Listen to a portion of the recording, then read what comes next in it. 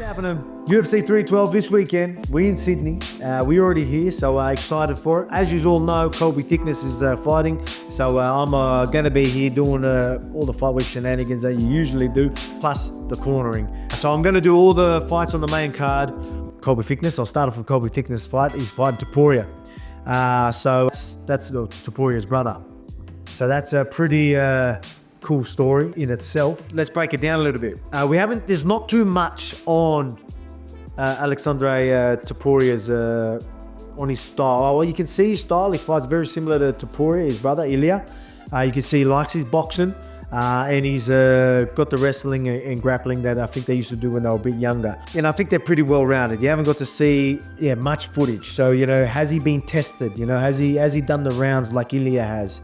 So he does have the same style, but can he do it as good as Ilya does? We're going to see. We're going to find that out. I mean, he's got a tough man in front of him, though. Colby Thicknesse is no joke. Colby Thicknesse is one tough dude, one of the toughest guys I know. So I know for a fact he's going to bring it. So Ilya Topuria's brother, Topuria's going to try and get his hands on Colby early, or grab hold of him early and try and obviously impose his will. He thinks he's going to be bigger and stronger. I think he's going to be in for a rude shock. I believe it's going to be a submission. Colby's very, very crafty on the ground, and I can just see him breaking Topuria. Topuria's going to be doing a big weight cut. Again, I haven't seen enough, so you can't say, have I seen Topuria broken before? Once he's been in deep water. No, I haven't. But I know Colby's going to get him there. I know for a fact. Colby gas tank does not end. He can go all day. He's tough as nails. Obviously got the skills to back it up, but some people just, that's what separates some people from others. Is when you got all the right stuff. Colby's got all the right stuff, so I know he's going to go out there and really put work and give Topuria one of the hardest fights he's ever had. So really looking forward to this one. What is Colby paying? $4.20. Colby's paying $4.20. So he's late notice. So there you go. This is a massive underdog here.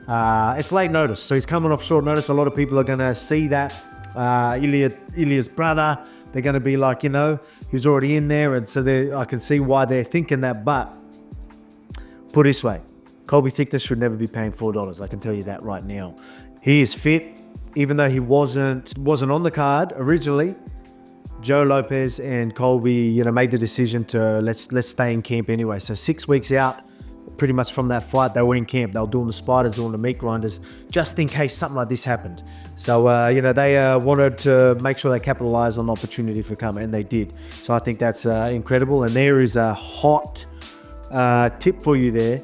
Remember, gamble responsibly for you. Colby Thicknesse, massive underdog, paying $4 something. I'm telling you, he's going to get it done. So there you go. Now I'm going to move on. I'm going to go with Jack Jenkins, who's fighting Gabriel Santos. I think I got that right. Jack Jenkins underdog, isn't he? $2.86. $2.86. Why is he an underdog? Santos is $1.43. Okay, there's another underdog for you. So I'm giving you 2 fights on the prelim. I think Colby's going to be the first fight on the prelim, so you don't want to miss it. Make sure he's tuned in. Jack Jenkins might be the last one on the prelims, so just before the main card. Another underdog. Jack Jenkins, very, very well-rounded. Very well-rounded. Great leg kicks, great boxing, great wrestling, great grappling. So he's got it all. I'm really surprised he's the underdog here. I think even from his last performance, seeing what he did, I'm quite surprised that he's underdog. So, obviously people are seeing big things out of Gabriel, but I'm definitely going with Jack Jenkins. Pretty confident in that. So there's 2 underdogs for you. Now let's get into the main card. I think Jake Mathews is the first one on the card. Jake Mathews, and he's underdog. He's favourite. Okay, sorry, he's a favourite. Favourite, I'm going to go with the favourite on this one. Jake Mathews, another guy that on his day can beat the best. Like we've seen him, some of the performance that he's done, you'll be like, man, that Jake Mathews can take out a title. That's how good he looked. I'm expecting him to go out there and really do his thing this weekend in Australia, in Sydney. I think it's been a while since his last fight. Something to prove. Still young. He's been in the game so long. A lot of people are probably thinking, he's getting old, but he started very young. So he's still young, still in his prime. So I'm going to go with Jake Mathews on that one. Now, Jimmy Crute. Jimmy Crute is the underdog. $2.32. Jimmy Crute. Obviously, something haven't gone his way. So that's why he's the underdog. But We've all seen Jimmy Crute when he's in form. I was lucky enough to do some training with him not too long ago.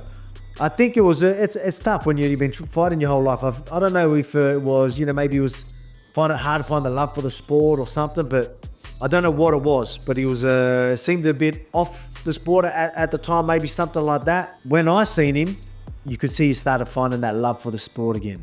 I think he did a bit of traveling, did some training here and there, and I think that would have been great for him. So an excited Jimmy Crute is a dangerous Jimmy Crute. So I'm going to go with Jimmy Crute. Obviously, I'm backing all the Aussies here, right? Aussie, New Zealand guys, as I always do. I'm pretty confident in all of them. Jimmy Crute, again, very well-rounded. He's got the hands to knock you out. He's even got good kicks. Great grappling, great wrestling. I had to wrestle him, and when that man gets on top, and I know a lot of people are going to be like, yeah, but you're a featherweight.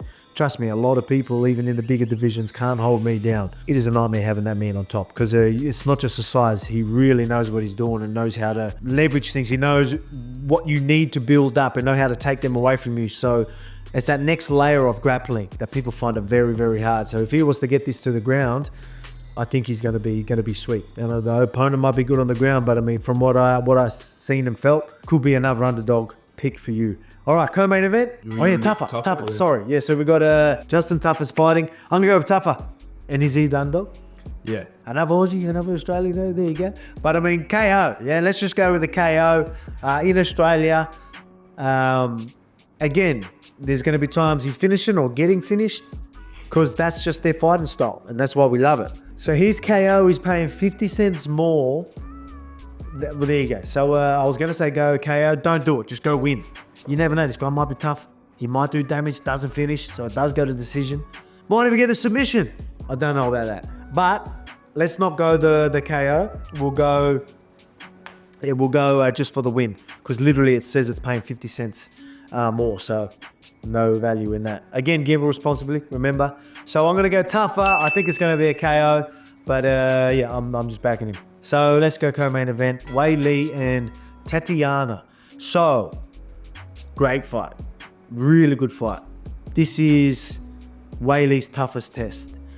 I'm surprised because Weili's the underdog. Yeah, I didn't think so many people would understand why Tatiana's a big threat. Obviously, they know she's a wrestler, but you've seen Weili, how strong she is, and her grappling, and she's had other wrestlers try and take her out, and she's just ragdolled them, but she's that powerful. But Tatiana is next level wrestler, and she's going to go all day. She'll be shooting for takedowns the whole time. It won't stop. But Weili, her takedown defense, she's a little pocket rocket. A lot of the guys that we know that are in my corner and they like train with her and do that, and they say, mate, she's like a exact version of you. You know what I mean? She's exactly like you. Like when it comes to scrambling and not being able to hold down and just a little pocket rocket. So she's the underdog too. So you've got the champion here who's the underdog, who's a proven champion. Proven she's so well-rounded. And I can tell you right now, she's been training hard. She's been stuck into it. Doing a lot of wrestling, doing a lot of that stuff, working with Brad Riddell, Frank Hickman, obviously her coaches. Josh Hinger, he's in the corner as well, very good grappler. She's in good hands. She's had a whole camp. She's had I think 6 weeks working with top level guys in them fields. So I think she's going to be sweet. She's the champion. There's underdog. I mean, great value there. You don't usually get someone who's a champion that's going to be an underdog. So, going to be a great fight. That's going to be a fun fight. Weili can finish her too, right? Weili's going to be so much better on the feet, and I think it's going to be there. But Tatiana is going to keep shooting. Even if she gets hurt, say if Weili rocks her automatic reaction is shooting, you're right? Her autopilot, while she's completely rocked, is going to be to shoot. So that could keep her alive. So that's what I'm thinking. I'm thinking it's going to be a decision win. Even though Weili, I'm going decision win for Weili. I think even if she rocks her, she might do enough to just grab a hold and slow it down and survive. So I'm going to go decision win for Weili. Yeah, tough fight though. Really tough fight. Great fight. Can't wait for that one. Now, main event. Dricus, Plesis, Sean Strickland. This is going to be a fun one. I think it's going to be another decision, but a fun fight, right? Sean likes to put the pressure on but be real defensive. So sometimes not much will happen, you know what I mean? Because he's pretty safe in his approach. But Dricus don't play like that. Dricus is gonna fire. Dricus is going to go. He's going to take opportunities. He's not just going to let him walk him down and just, find shots here and there. You're going to force Dricus to fight. He's going to fight. He's going to be quite aggressive there. He's going to have the takedowns. He's going to have the kicks. He's going to have the punches. I think he's going to use it all. Even though Dricus has shown his gas tank has gotten better, because of that output that Sean Strickland's going to make him do, he's going to make him, force him to put a lot of output. I still believe Dricus is going to slow down towards the end. But I still think he does enough to win some of them rounds. I'm thinking this is a very, very close fight. Again, very similar how the first one went. It ended up them last couple of rounds. Did he start coming back the last couple of rounds? He did have the cuts and stuff like that. I can't remember exactly how it went, but I know it was very tight. But I can see maybe Dricus slowing down that little bit. But I think he does enough to win more of the rounds. So that's how I think that fight's going to go. It's going to go decision win. So I don't know what it's paying for Dricus for a decision win. We might see that if you can, because Dricus gets a lot of finishes. So maybe there's some value there. $1.48 and $2. So there's a lot better value, not a lot better, but a bit of better value in, remember Campbell responsibly, in the decision win for Dricus. I think that's more likely. I think it's going to be hard to put Sean away. He's pretty safe. He doesn't put himself in. A lot of times he's going with the punches or he's parrying. If he's doing a good job to jam the arms. So I think he's going to be okay. It's going to be hard to finish. I think his takedown defense is good. So even if Dricus was to take him down, I think he'll get back to the feet. I don't think he'll get the submission.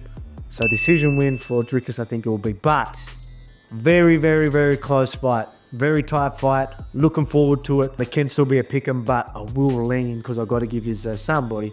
I'm going to lean towards Dricus. So there you go. UFC 312, whole main card, some tips there, and some on the undercard. No bias. Never bias. Never. But I'm still confident in the guys. Good underdog picks there. As I said with Colby, and Colby especially, $4. Let's go. Good luck. Gamble responsibly. Appreciate you. And see you on my reaction.